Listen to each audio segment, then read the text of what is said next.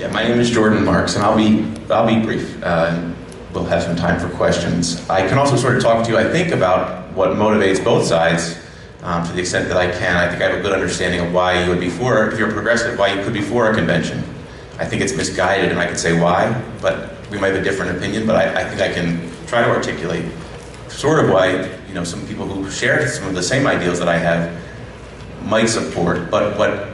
Why not just have someone who supports it say something? Well, I'm just, you know, I'm just here to visit. I'm just saying, is there anyone on the panel who supports a constitutional convention? I don't... Because we got a bunch in this room! Well, if I can just finish, 'cause I didn't say, you know, I'll do whatever I can do here, but I'll...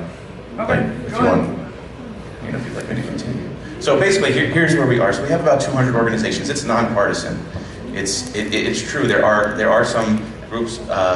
You know, I certainly am as progressive as they come. Just by way of background, I ran the U.S. Senate race in Pennsylvania in 2016 against Toomey, which was a crippling loss for us, of course. And we didn't expect to lose Pennsylvania. But just to say, like, I'm as progressive as they come. I've worked for the Democratic Party for a long time, for the rights of workers for a long time. In any case, it was really easy to build a coalition of these 200 groups. It is Planned Parenthood. It's Make the Road, who cares about immigration. It's the Immigration Coalition.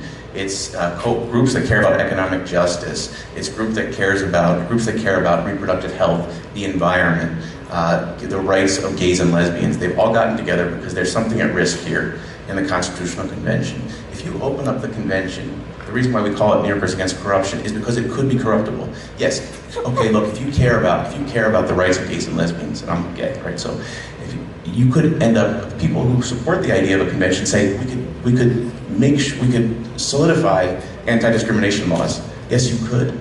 But you could also as easily have a North Carolina bathroom law that comes from the convention, and you can. It's true too for reproductive health, right? Planned Parenthood is with us. It's true for the environmental advocates, the Sierra Club, for the Adirondack Council. There are progressives who believe you could open up the Constitutional Convention and you could, you know, enshrine clean air and clean water. But there's a reason why the Sierra Club and the people that do this on a daily basis, the environmental advocates, are opposed to the convention. Yes, it's possible that could happen. You could also lose Forever Wild. And you could say, oh, that can't happen, it's a progressive state. But the truth is this, is that and if you care about democracy and transparency, the Constitutional Convention is none of that. You know, you elect three people are elected from each senatorial district and 15 statewide. In 1967, the last time they had a convention, the people that were elected, 80% of them were like from the political establishment. It was the senator or the senator's staff, his family or her family.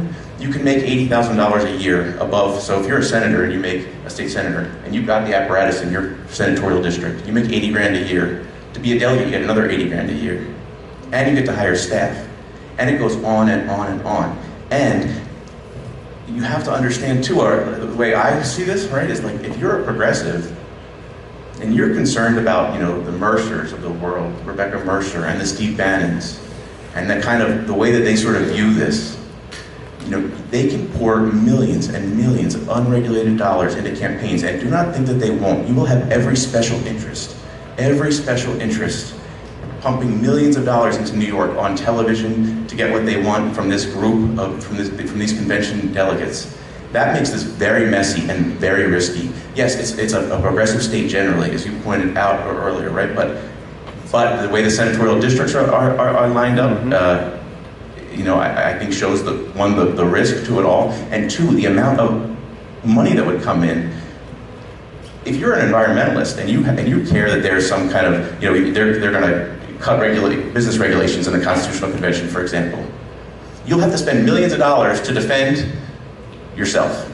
If they want to eliminate Forever Wild, you're an environmentalist, you're going to spend millions of dollars to keep Forever Wild in the Constitution.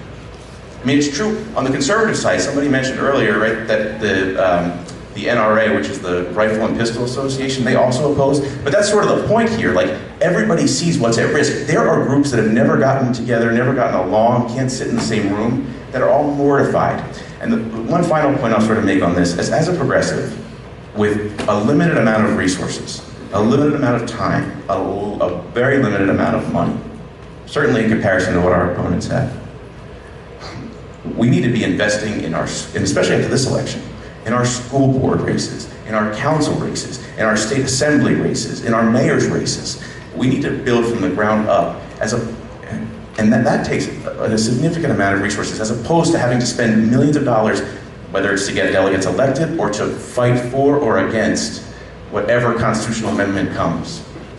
So I think that's probably, I've said enough, I think. I don't know if I adequately, well, one more thing I would say actually about the people who support the convention, and I mentioned this, but so there are people who are sort of progressive, and I think see this as an opportunity, even though a lot of people don't. Let's think about everything that's at risk, right? But the other side, and I just mentioned this briefly, I just want to say again, is the sort of Bannon Mercer world. If you do not think that these folks would love to take New York State, a progressive state like New York, and remake it in a more conservative image,